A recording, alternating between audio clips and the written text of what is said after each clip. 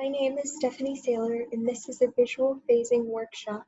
We will be discussing how to add a line or other shape into PowerPoint so we can mark our recombination points and map our chromosomes later on. Go to the slide where you wish to insert the shape, then click Insert. A new toolbar will appear. Click Shapes. A drop-down menu will then appear coming down from the Shapes icon. We will start with adding a line, so click the shape of a line in the drop-down menu.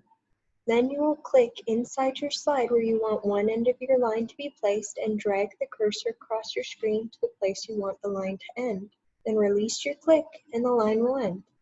So you could still move the line by clicking to select the line, and then you can grab an end and moving it where you want it to be. And once you release the click, the line will again stay where you want it. If instead of inserting a line, you want to insert a shape like a rounded box, follow steps 1 to 2 just exactly the same, except instead of selecting the line in the drop-down menu from the Shapes icon, go ahead and select the rounded box icon.